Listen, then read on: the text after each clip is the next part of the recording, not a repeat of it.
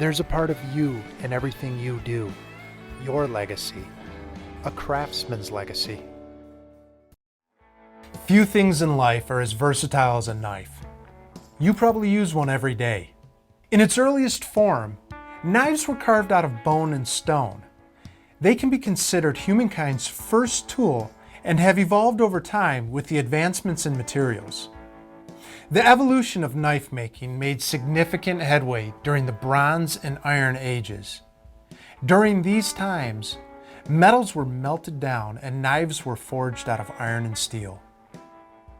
At their core, all knives have a blade and handle, and although similar in usage, there are many different types of knives. For example, a kitchen knife will be different than a knife that is used for camping.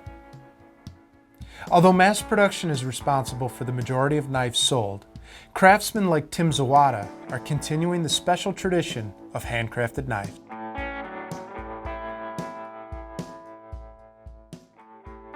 I've always wanted to make a knife for myself, and today I'm going to visit a master knife maker to see how it's done. Hey, Tim. Well, hi there. I'm Eric Gorgeous. Hi, Eric. I'm Tim Zowada. Nice to meet you. Nice to meet you. Couple fellas here, eh? Yeah, and meet me and the dogs. Nice. So we're going to make a knife. We are.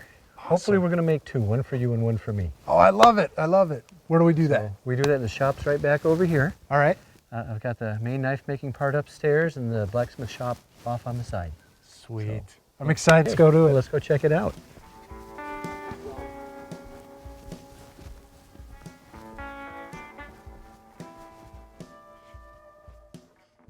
So you're a custom knife maker. I am a custom knife maker. Is that how you refer to yourself? As a knife maker or a bladesmith or? Yeah, a knife maker would be most accurate, I guess. You know, some people use the moniker artist, and I don't go there. I say I'm a craftsman. I like to make nice stuff. Yeah? You know, for people who like nice stuff. How long have you been making knives? Since 1979, back in the years when you could make a knife in school and get away with it, not just take a knife to school, but make a knife in school. I made my first knife in metal shop in high school. What made you want to build a knife? I've just always liked making things. And I've always liked things that I couldn't afford. You know, that was between fly rods and high-end banjos and all kinds of other things that I couldn't afford, so I make them instead. And I've just always had a knack for tinkering with stuff and making things. So at what point did you start doing knife making as a living? That would be, see, I should have prepped for all of this. Knife for a living, it would have been 1983. Now back then, were you using tool steel? I started with tool steel, but in my reading I discovered, you know, at that time Damascus was supposed to be the ultimate for edge holding and strength and all that stuff, and now we realize that's all hype. But hype makes the world go around. Right. So that's okay, but because that was the ultimate, that's what I had to make. How many do you think you've made? I have no idea. Probably several thousand. Yeah? Yeah, I used to keep serial numbers and records and logs, and then after about 5 years of that, I just, oh, never mind. What kind of knives are you making? Pretty much everything with an edge on it.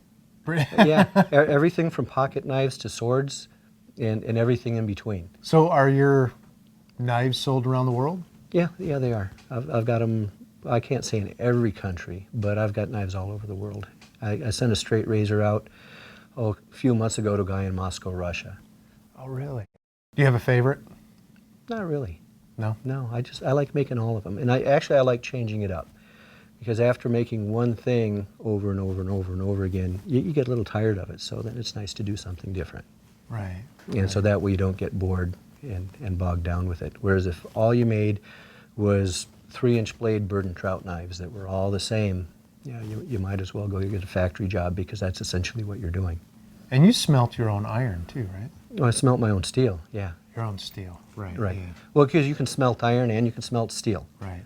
And there's a little bit of a difference in the procedure and the technique. But yeah, I make my own, I call it timahagani as opposed to tamahagani. See, tamahagani is what the Japanese used for their samurai swords.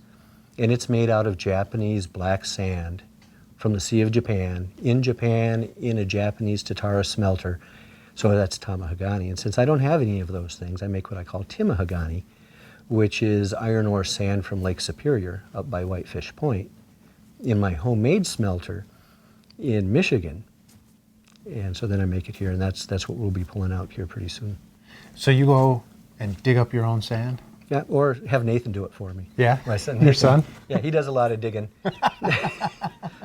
How did you learn all this? I mean, how did you learn to smelt your own steel and to, go to the lake and dig up sand? Well, there's the old saying about standing on the shoulders of giants.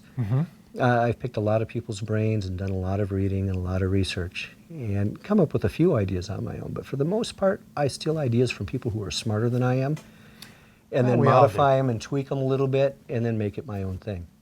Has it been a lot of trial and error for you over the years? An awful lot. That's why you'll see there's a notebook down there. Every time I do a smelt, I'm taking notes, and I try to only change one thing at a time. I try to be a good nerd. Because I've got all these ideas. Well, if I change this, and this, well, this will work.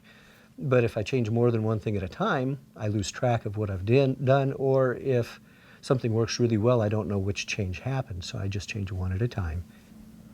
At what point in time did you feel that you were really, sort of in your game and you knew you had made it as far as a knife maker?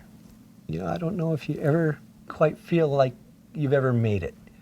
I've been able to make a living at it since, or starving, as the case may be, since 1983.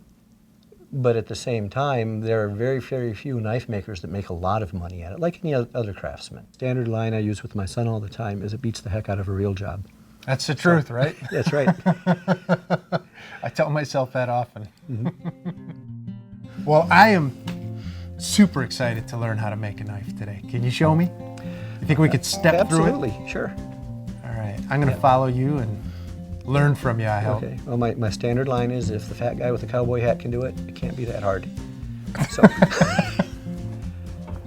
so anyways, in the basement is where I do all the heat treating and stuff, and all the post-grinding thermal processes. And out here is where I do the forging in the blacksmith shop. This is where I've got the forge, the smelting unit, the forging hammer, that sort of thing. Oh, what a great shop. Well, thanks, I'm glad you like it. What do we have here? That is a 600-pound steam hammer. 600-pound steam hammer. Yeah, and what that means is that the falling weight of the top die and the ram and everything is 600 pounds. And where did you find this? That came from Detroit. It did? Yeah, there was an acquaintance of mine who was into blacksmithing, and he had blacksmithing equipment. He tried to sell this to me for years. Just, hey, you want to buy it? You want to buy it? Of course I want to buy it, but I don't have $8,000. And after doing that routine for several years, he called me one day and he said, you want to buy the hammer? I said, I told you I want it, but I can't afford it. He says, how's $400 sound? $400. $400, because what happened was the place that had it in storage was going under. Okay. And it was in outside storage in Detroit. They gave him a couple months to move it. He didn't move it because it cost a lot of money to move it. Oh, sure. So he called me and essentially sold it to me for scrap price at the time. So I bought it for $400, but then to move it to Marshall cost $1,000. Oh, easy. And when I'm running it, well, for me, full speed, I never have to run it full power for the work I do. But when I'm running it as hard as I run it, it still shakes the house 60 yards away. Oh my goodness. So explain to me what we have here. Okay, well this is my homemade smelter. And essentially what we're doing is we are taking iron ore from Lake Superior, the beach off Lake Superior, and running it down through this and turning it into a bloom of steel. The whole process from when I first light it to when I pull the bloom takes about 5 hours. So it's about a 5-hour burn. Yeah. And how often are you adding the iron ore? Every 6 minutes, 6 to 7 minutes. 6 to 7 minutes. So somebody has to be here and babysit this thing the whole time. Yeah. Right? And what's that burning at roughly? Down in there in the middle where everything's happening is about 3,000 degrees. How close are we to pulling this apart? And Oh, probably just a few minutes. in a few minutes we'll be able to pull that bloom out of there? Mm-hmm.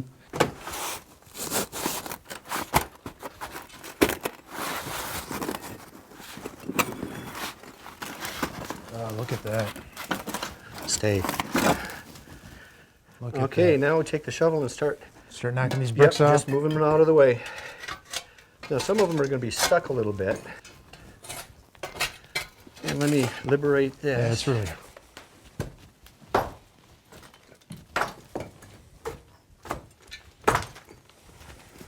All right. Oh, we got a little brush fire going on in the back. That's okay. That's just our tumbleweeds. So I'm gonna motivate it a little. Look at that. That's what we were looking for. That's it.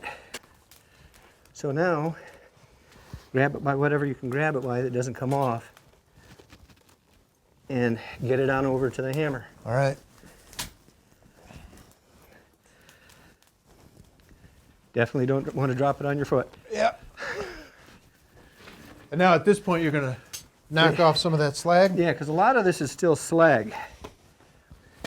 But down in the middle of this mess is a piece of steel. That looks pretty solid. I mean, that's... Well, we'll find out when we hit it here. I'm tired already. How about you? I'm tired watching you. So now we'll gently try to mush it down here, see what we got.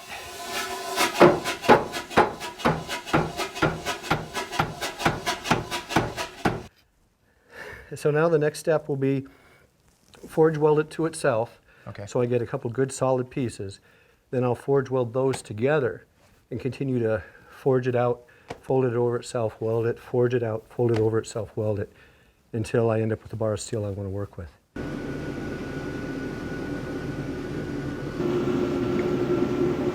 Woo!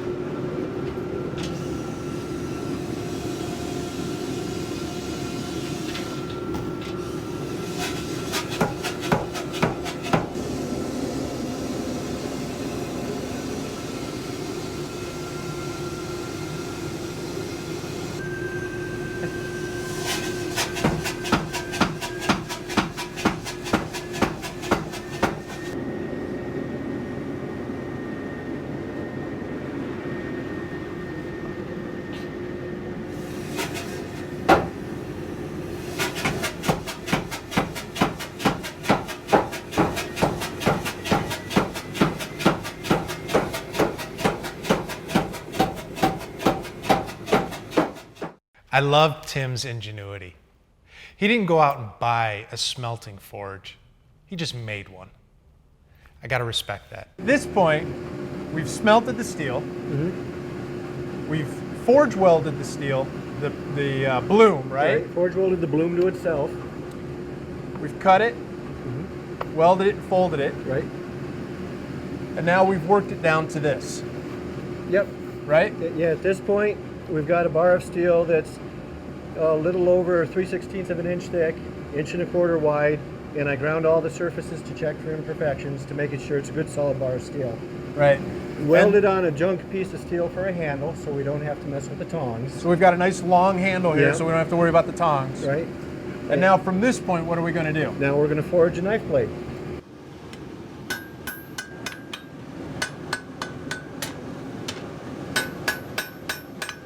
There. So now I've got the point forged on it, Right. and it's tapered just a little bit in thickness. Good enough for what we're doing here. And now I want to forge the edge, and what's interesting is most people think that that's the cutting edge, or going to be the cutting edge. But when you forge the edge down and thin it out, it displaces the metal and makes it want to curve. So actually, the straight edge is what's going to be the cutting edge, and as I forge it, the blade's going to curve up. Oh, really? Yeah. How long does it normally take you to do this process? Just to forge the blade? Yeah, to forge the blade. A blade like this about 15 minutes. 15 10 or minutes? 15 minutes. Okay. Depending on how much I talk.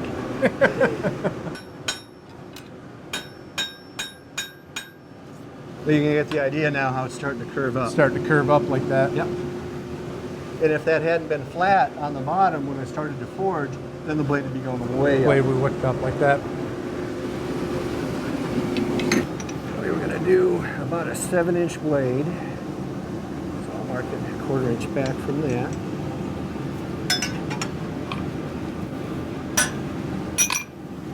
So you're marking it just so you know how long to work, right? Yep. How far up? Yeah, the idea was to make a 7-inch blade, and I just need to know where to quit. The knife will end about there, and that'll give a little choil area. What's that called? It's called a choil. A choil. But essentially it's a place where the edge runs off and it gets a little bit narrower, for this area of the blade, which is called the ricasso, so that you can sharpen the edge all the way back. Oh, okay. Bent this down just a hair.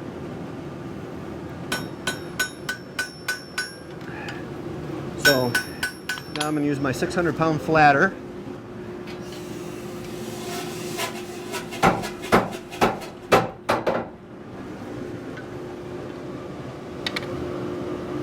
That's essentially it, though. Looks like a knife blade.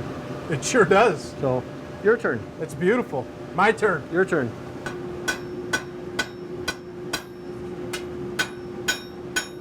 And try to make the point fairly blunt, because most people make them too long and skinny the first time. That's the idea. Better? Yep. Part of the problem is that anvil is about 4 inches too short. It is really short, yeah. I don't expect it to be perfect. It's the first one I've ever made. Mine aren't perfect either. Yeah. I haven't made a perfect one yet. Well, right, yeah, nobody. Yeah, They right. get pretty good. That's what handcrafted is.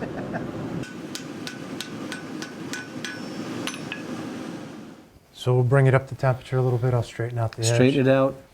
And what's our Smooth it. next step after this? The next step after this is we have to normalize and anneal it. And what that does is that puts the steel lattice back in good shape for us to, first it makes it soft so we can grind it. Okay. Otherwise it would be too hard to grind and drill holes through and things like that. All right, check this out. So we've got our blade forged. Yes. And it looks like a knife. It does look like a knife. It just looks like a knife that's been buried in the ground for 30 years, but it looks like a knife. So what's next? Okay, the next thing is we've got to define the tang, because we didn't forge the tangs this time. We're just going to cut them out. And the tang is what? The tang is the part that goes inside the handle. Inside the handle, Yeah. okay. So I'm going to just quick grind those out to save us some time. And then from there, we grind off all the forge scale left from the forging and define the lines, make sure the edge is straight and smooth and even.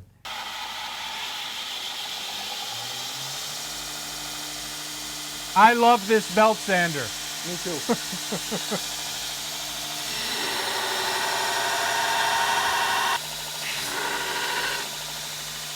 And then we'll clean these up and make them pretty a little bit later. Okay. So for right now, though, that's what you want to do.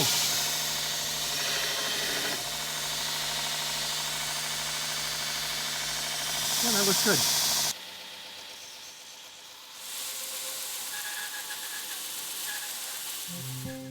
I was really interested by the fact that Tim didn't really use any jigs or fixtures. I mean, his hands are so tuned to being able to grind that steel and be able to fix that edge just with his hands. It really showed exactly how much of a craftsman he was.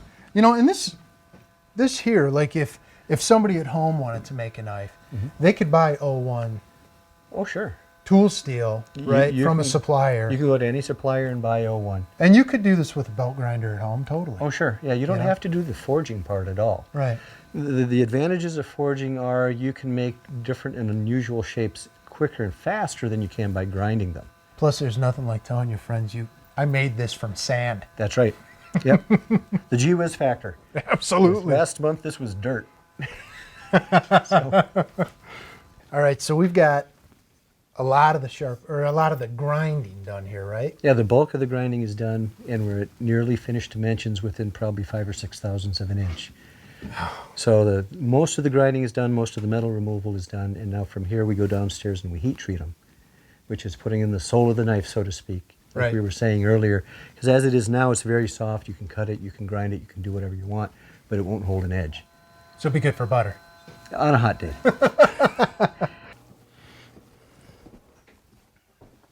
What do we got going on here? Okay, well now that we're done grinding the blades, it's time to heat treat the blades. Okay. And so what we're going to do is heat them up in this kiln here, which has got a pot in it that's got molten salt. And we're going to heat that up to 1475 degrees. Molten salt. Molten salt. It's pretty much sodium chloride, very similar to table salt with a few whiteners and brighteners added to that. But it's molten salt, and that heats the blade very evenly, but very quickly at the same time. Okay. And you can control the temperature very, very accurately. So Okay. we're going to heat it in there, and then we're going to quench it in this oil. All right. And from being hot to cooled quickly is what causes the blade to harden. All right.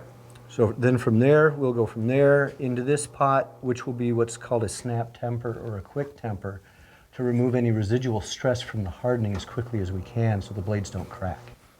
So we've got our blades, and they're already heat treated, right? Yep, we got them heat treated, and we got the finished grinding going on the one that you did.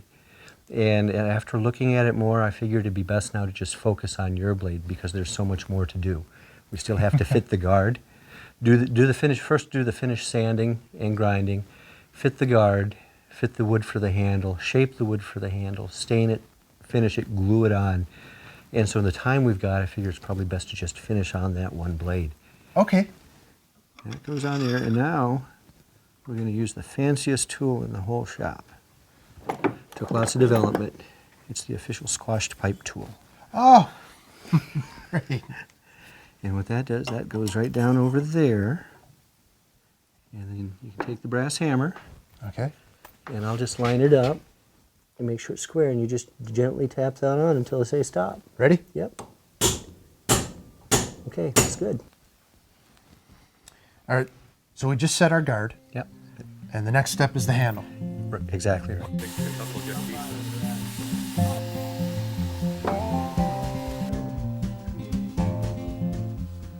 All right, so we've taken the handle and shaped it, Yep. and I put some stain on it.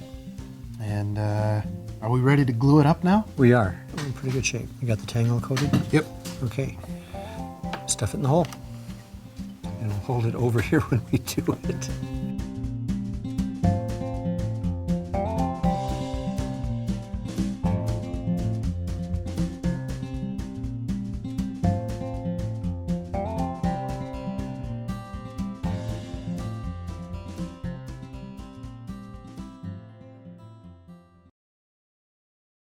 So we finished our knife, man, and this thing is just beautiful. I can't believe we did this and it started from sand. Well, you did it. It's your knife. Oh. You did 90% of the work on it. I just kind of bossed you around. I need that. Yeah, you did a real good job. You did. Thank you. I can't thank you enough, man. I learned so much. You're very welcome. Tim's knives are enjoyed by people throughout the world. They last generations and are handed down within families. Now that's a craftsman's legacy.